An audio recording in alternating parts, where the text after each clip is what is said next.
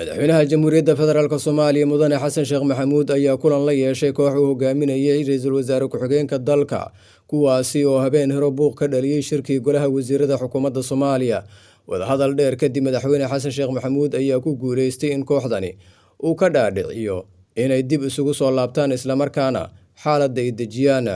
xubnahani uu hogaaminayay ra-iisul wasaare ku-xigeenka ayaa ah xildhibaanada beesha direed kuwaasi oo ka biyadiidana ra-iisul wasaare ku-xigeen labaad oo la sheegay in la magacaabayo maadaama ayaga ay qoonda ahaan u haystaan ra-iisul wasaare ku-xigeenka dalka waxayna sheegeen in arrintaasi ay wax u dhimayso awoodaha ra-iisul wasaare ku-xigeenka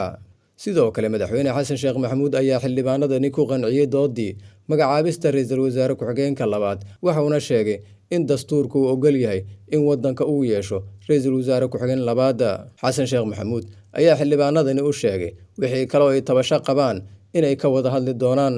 dhanka kale kulan gaar ah ayaa waxa uu la yeeshay madaxweyne xasan sheekh maxamuud fawsiye xaaji aadan oo horay ugu sharaxnayd inay noqoto guddoomiyaha midowda afrika ha yeeshee waxa ay caddaysay in madaxweyne xasan sheekh maxamuud iyo xubnaha madasha wadatashiga qaran ay ka hor istaageen arrinkaasi ayagoona ka codsaday inay uga harto musharaxa dalka jabuuti kursigaasi taasi oo ay ayada aada uga xumaatay kulankani ay yeesheen madaxweyne xasan sheekh maxamuud iyo fawsiya oo ahaa mid ay albaabada u xiran yihiin ayaa waxaa la ogeyn waxa ay ku heshiiyeen balse xasan sheekh ayaa la sheegay in xildhibaanada beesha direed uu u sheegay in fawsiye uu qancin doono inta aanay kulmin isagiiyo fawsiye ka hor ugu dambeyntii shirkan madaxweyne xasan sheekh maxamuud iyo xildhibaanada beesha direed oo uu hogaaminayay ra-iisul wasaare ku-xigeenka dalka ayaa isfahan ku soo dhammaaday waxaana halkaasi ka baxay murankii taagnaa.